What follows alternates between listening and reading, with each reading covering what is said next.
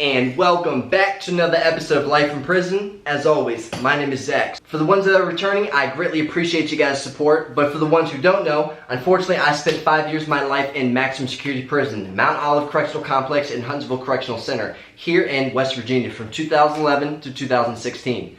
Since getting out, I've received my medical degree and I'm currently working in urgent care, helping others who unfortunately cannot help themselves. So what I basically do is I speak about my time in prison along with getting out, and I also do interviews with inmates still locked up in prison regardless for murder, drug charges, or thieving, just showing you a first-hand look what's really actually like living life in prison.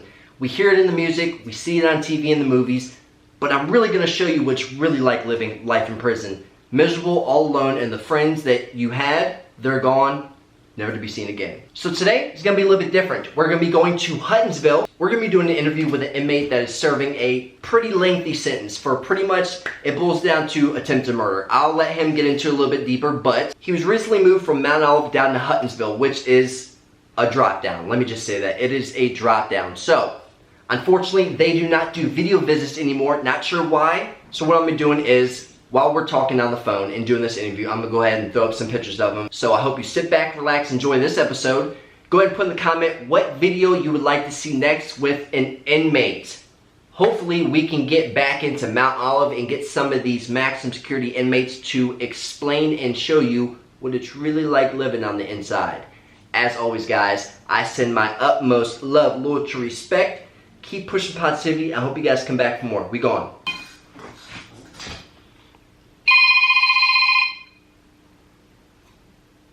Hey, what's going on? Hello. Hey, what's going on, buddy? What's good for you, yo? What's happening? Man, I appreciate you taking the time out to do this with me, man. For real, it needs to be done. It's well overdue. Man, absolutely. That's what we're here for, man. So for the subscribers, for the people that are watching, this individual, go ahead. What's your name and actually where are you sitting at right now? A lot of people know me by Self, and right now I'm sitting in the day room at Huntsville Correctional Center.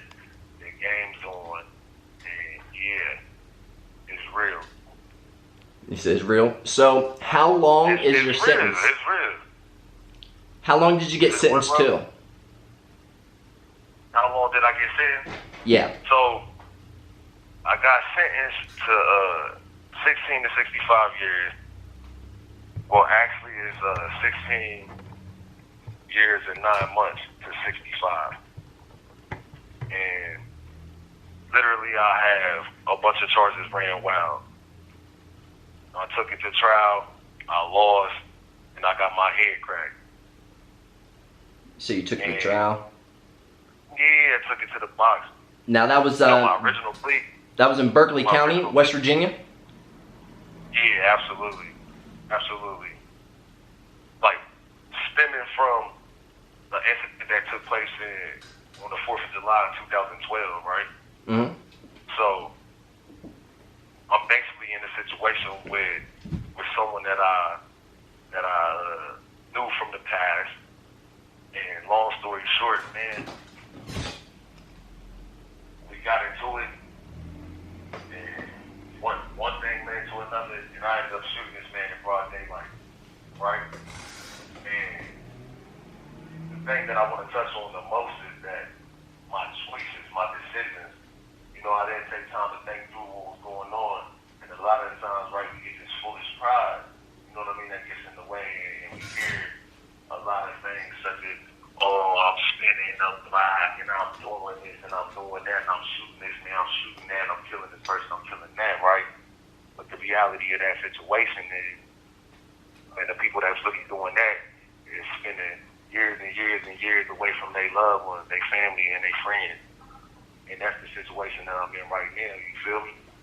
Absolutely. I feel like there's, for certain ones, like when we're on the streets, myself included, I feel like at that certain time, I felt like I needed to, I'm not going to say portray someone, but I felt like I had to uphold this certain name. You get what I'm saying? Because in my head, that's how I thought that's where the respect was going to come from, by being this go-getter, like, you know what I'm saying, by, TTG down to go type stuff. But like you said, right, at the end of the day, we're the ones that are sitting in the prison cell, in the jail cell for X amount of years, and all those people that we was mingling around and we was around and, you know, slanging and doing whatever it may be, now they still on the streets. You ain't hear nothing from them. You ain't getting no money.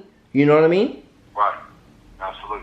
Let me paint a picture real quick. Let me just paint this picture of how I've recently come to view things and what really made me sit down and think about how my thinking was distorted. So, in that, for those who don't know, that whole situation, dude kind of basically had the ups on me, pulled his knife out, whatever, I shot him, period, right? And in the process, the innocent bystander got hit and everything, you know what I mean? So let me paint this picture, though. In my mind, it wasn't that I felt like my life was exactly in danger at that point. Like, I probably could have wrestled around, took the knife and did whatever I had to do, or he might have been pump faking or whatever the situation may be, right? But in my mind, like you said, I had an image to uphold. You just pulled a knife out on who? Like, you must not know who I am. You feel me? Yeah. So with that being said, I did what I did, right? And basically what I'm doing is acting off of foolish pride, right? So I shot this man in broad daylight, chased him down, in the process hitting an innocent bystander, right? And to the masses or to the people who's listening to these songs and, you know, out here in the streets and doing whatever they doing, they like, oh, he went hard. Like, he held it down. He did his thing. But then let me fast forward back to me being in the QOL in the Quality of Life program out Mount Olive, right? So there's a 20-year-old CO. He comes in here. He's about 19, 20 years old, 110 pounds, right? Now, for those who don't know, in the QOL, you gotta leave your cell. When you leave your cell, you're going in shackles and cuffs, bro. You know about the QOL. You know about all that. So you leave in the QOL, so you in shackles and cuffs. So how gangster is this? Dude comes to my cell, right? He's like 19, 20. You know, he probably lives at home with his mom playing Call of Duty. You know what I'm saying? So on and so forth. So he's like, you want to shower? Yeah, I want to shower. Of course I want to shower. I'm trying to wash my ass. You feel me? So he tells me, right? He says, strip out. I'm gonna need you to strip out. So I'm like, okay, maybe he just wants me to take off my shirt and my pants, you know what I'm saying, and give it to him, right? Yeah. So I do that. Then he's like, nah, I'm gonna need them boxes too, right? So I'm like, you need what? You need my boxes too. You know what I'm saying? So then it starts dawning on me. So I gotta wash my ass. So I strip out that. So then he goes further to say, man, you gotta squat and crawl. You gotta spread your ass. Pretty much. You gotta do this other shit. Pretty much super protocol. You want to do all this, right? So in my mind, I say, damn. Now let's think about this. For those who think it's gangster, we leaving out the part that you going to the hoop scale. You going to the program. You going to be locked up, and you subject that another man telling you like squat and call for spread your ass cheeks at any given moment. You feel me? Yeah. So how gangster is that when we really looking at it in hindsight? Like, how gangster is that to have another grown-ass man telling you to spread your ass cheeks, bro? You feel me? Nah, I'm good. You feel me? Like you said, the dude's still out there doing whatever he's doing, walking up and down the street. Ain't nobody telling him to spread his ass cheeks, but I'm the one. You know what I'm saying? Yeah. I feel like it, and I've told my subscribers before too, is also we're raised and we're brought up, and the things that we watch and the things that we listen to, that's pretty much the music and life in general, TV, music, ads, wherever the certain images portrayed, and people have this idea that, you know, that you have to be violent to get respect. Now, some places it may be enforced, but on the streets out here in society, it's more of a mindset. Now, are people going to think different of you? They may, but at the end of the day, at least you're free. Now, let me ask you this, right? How long, when you first got sentenced, how long were you sitting at the regional jail waiting to get to prison? See, man, listen, this is the thing. I was kind of lucky to only be there for around in about a year. You feel what I'm saying? But there's been times in the past that I've sat in the regionals forever. You know what I mean? Forever. So I pretty much was there for maybe a little bit, like maybe a year or a little bit over a year. I pretty much got to prison quick, though. You feel me? All right. So let me ask you this: when you first got sentenced, how old were you? When I first got sentenced on this one, let's see. You got to figure, bro. Like, let's do the timeline right quick, because you got to figure since 2002, I'm only, and this is sad, for the listeners. You know what I'm saying? But this is my harsh reality. I'm gonna keep it all the way legit with y'all. Since 2002, I've only been on the streets for a year. I've been on the streets for 8 months in 2008, and in 2012, you know what I mean, I was on the streets for like four months and some change. You feel what I'm saying? So since I was 18, I've really only been on the streets for a year. And July 10th, I'll be 39. And that's the harsh reality of it. Okay. So I was in my 20s, bro. Like, I'm like 24, 25. All right. You feel what I'm saying? So let me ask you this. Whenever, what, you got sent straight to Mount Olive after getting sentenced, right? That was the first prison you went to? yeah, I was up there, man, and I've been up there for the last 9 and some change. You know I what remember. mean? I just got down here, like in January. I know, it's a big change, man. From me doing the 4 years at Huttonsville and then the 6 months up at Mount Olive before they shipped me back. It's a big world change. You know what I'm saying? Big change. Yeah. What do you think the change is? Like, what do you think the mindset that makes it so different from here and back at Mount Olive? So it's now this is the thing though. For me, it was everybody technically was at Huttonsville at the time. The only people that were on the yard back when I was there, you know what I'm saying? When I finally touched Mount Olive Yard, there was only one other DMI member, and that was little Brian. And everyone else was in the hole. A lot of the bros wasn't there. They wasn't there, or in the hole. Pretty much, that's what it was. They was either on the Q's program or back up at Huttonsville. So I was pretty much damn near the only dog on the yard at the time. Huttonsville, it's different because when I was there, B2 was the gang unit above the PC, B1 and stuff like that. Now, Chewy, Chewy's your bunkmate, isn't he? Yeah, that's my guy, right? And he's in my cut, you know what I mean? We down here now, we down the ramp, we on our share right now, you know what I'm saying? But he's in the cut right next to me, you know what I'm saying? Okay. See, you know what I'm saying? It's a full circle because I've done previous interviews with Chewy, did time with him, I've done time with you, and now you've got switched from Mount Olive down to Huttonsville. I'm assuming it's because you're nearing the end of your sentence and you don't have that bigger back number now. That's exactly what it is, bro. Like, I'm getting down. I done walked it down. You know what I mean? Like, it'll be 11 years. You know what I'm saying? July 4th will literally be 11 years that I've been back in the joint. You know what I'm saying? I discharged from Mount Olive, so you got to figure I'm down to like 5 years and some change. You know what I'm saying? God willing, you know what I'm saying? Hopefully I get this appeal or whatever and I come home sooner, right? Yeah. But so you get down here and the mindset is different, though. It's in two different aspects. It's different. I'll break this down to you because you also have the thing where people's going home and you know you're getting ready to come to the crib and you're about to get out there, right? Yep. But then you also been, like, you've been up Mount Olive, so you know the bid is different. So you also been with people who don't have the respect aspect or haven't been really bidding with the lifers and they're doing 1 to 5 or 1 to 3, so they're carrying themselves in a different type of way. You feel me? Exactly. I always tell my subscribers, it's like, literally, Mount Olive is the killing grounds. Like, dude, it's nothing, it is nothing like Huttonsville. The last death, like when I was up there, the only death that happened was some dude died mysteriously in his sleep, some old dude, and then some little baby raper dude ended up doing some weird stuff to his celly. Like, other than that, there was no there was plenty of stabbings though, don't get me wrong, plenty of stabbings, but there was no killings. Mount Olive, you literally got to be on your toes because, like you said, you've got dudes up there that are never going home, never, and I mean hundreds. Never. They never getting out, bro. Like, all day, they doing all day. Do you think that does something to us, like mentally and emotionally, and like it traumatizes? It drains you. You become numb to the shit. You become numb to the shit. Like, you're walking over a dude's pile of blood, and you like, damn, yo, oh, what happened? Oh, you heard about what happened? Yo, guy, and you like, what the fuck? And you become numb to it all. You know what I'm saying?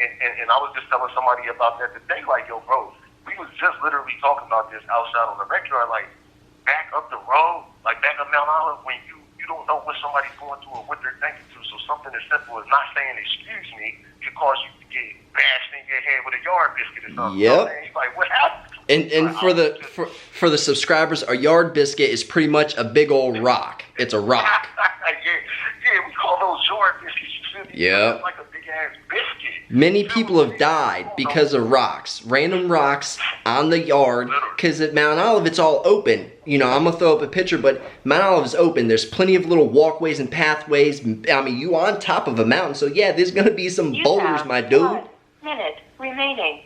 That's reality. I'm about to clap right there. Hold on. You good? Hold on, I'm clapping right there. Literally, just peek this. This is the scenario that I was just basically breaking it down to these guys because, you know, they want to hear it too. They like, man, what was it like up there? No. So I'm telling them. And I don't know if you remember this incident or not, but I don't know if you were still there or if you had already left or what the situation was, right? But, or if you remember this situation. But we were talking about yard biscuits, right? Mm-hmm. So literally, dude goes to the chow hall.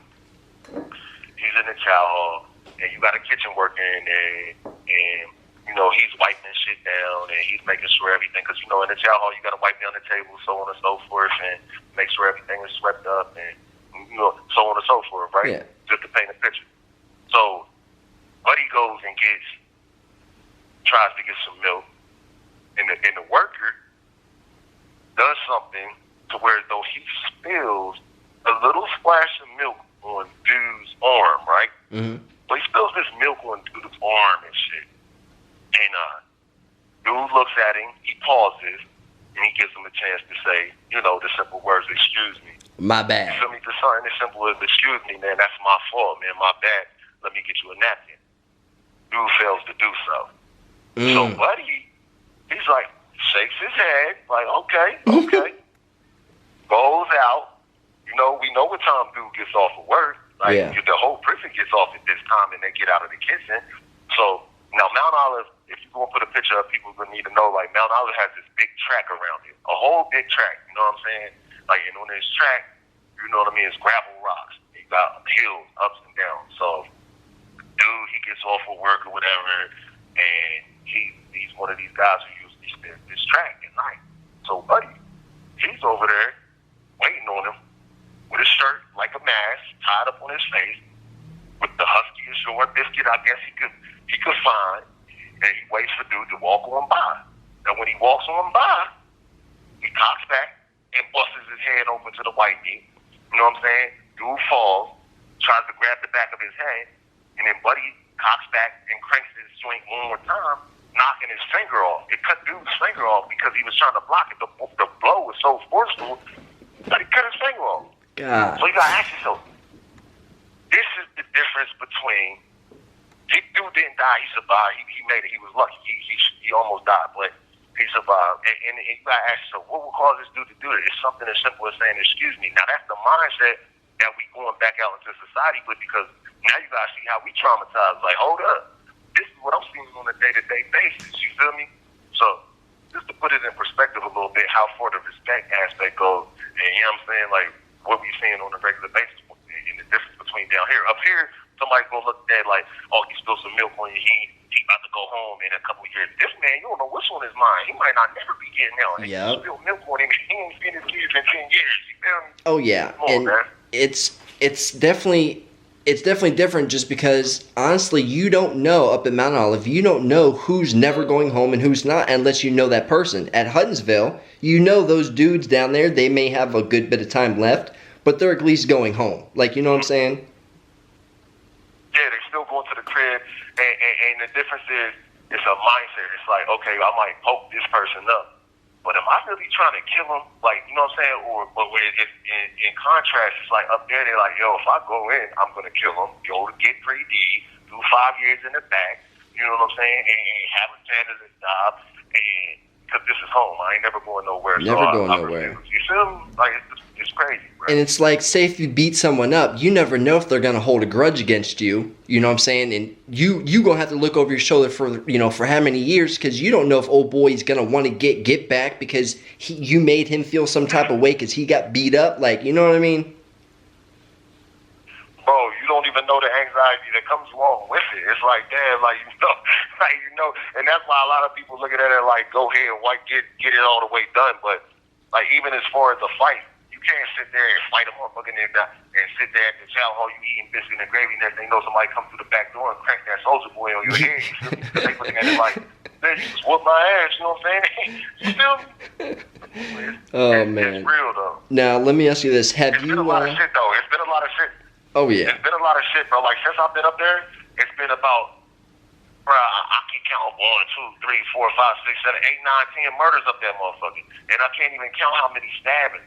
You know what I'm saying? So it's just like, Yeah. it's traumatizing, bro, to a certain extent. You feel me? But you learn to become numb with it. There's a lot of You become numb stabbings to it. that happen that aren't documented too as well. You know what I'm saying?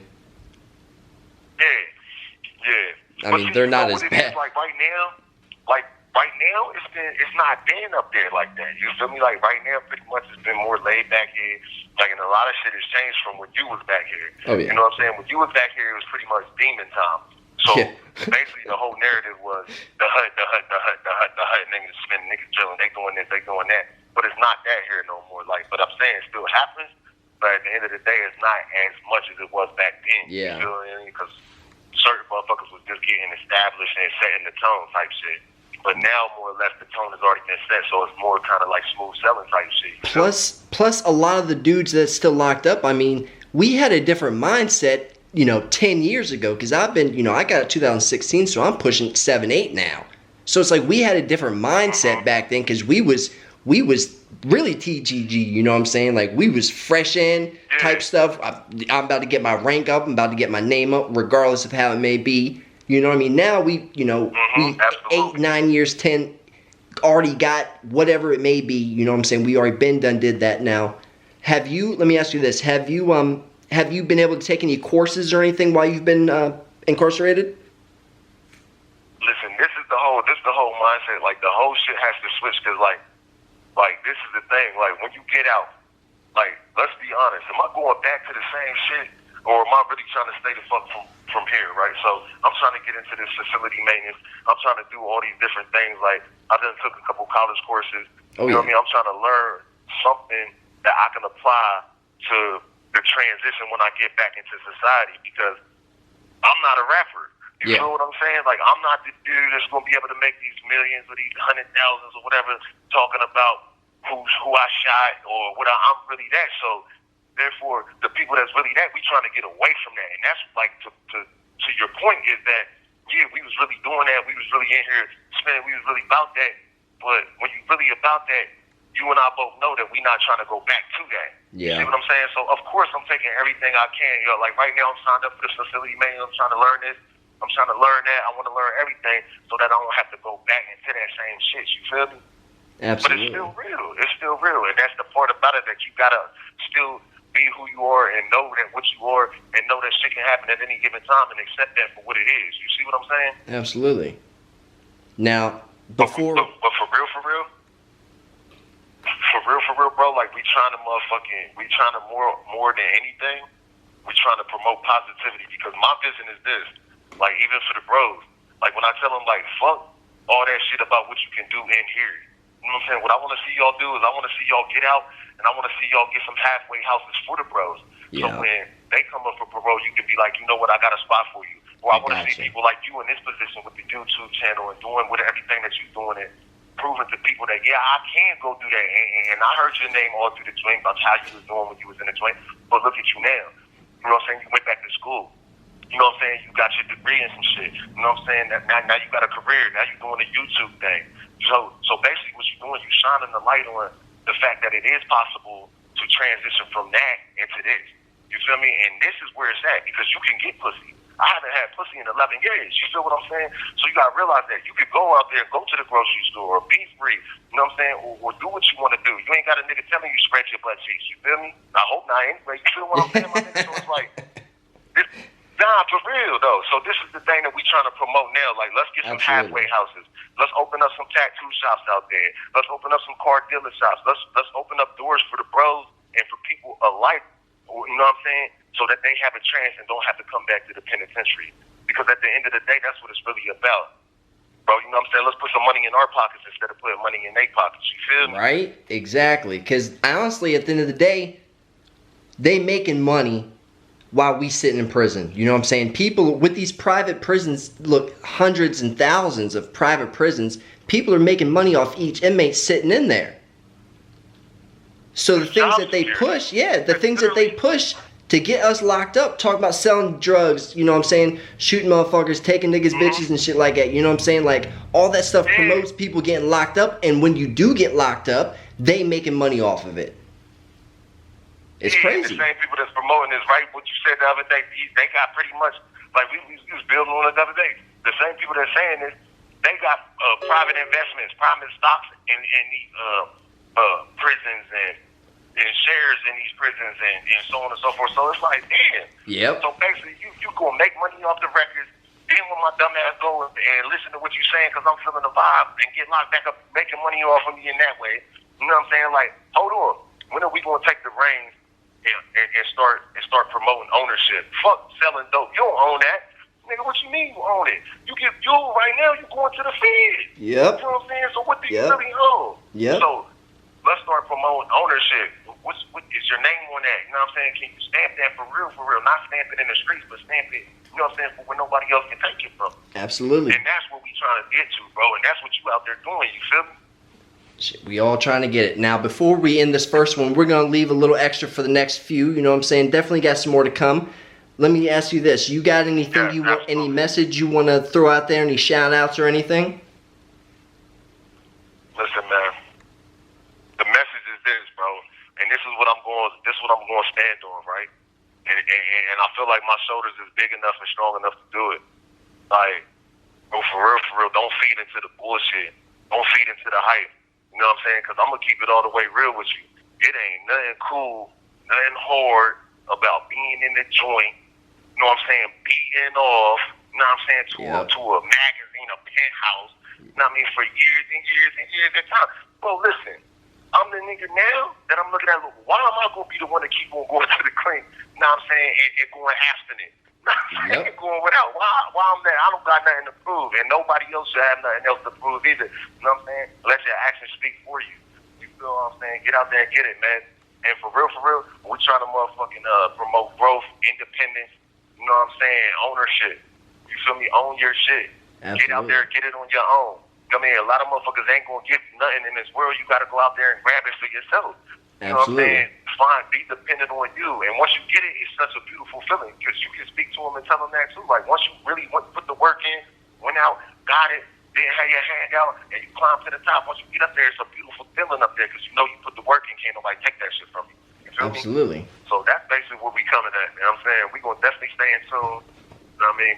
Definitely stay in tune. So for the ones that's watching and listening, where can they find you? You have any social media? You have any following? You trying to get out there?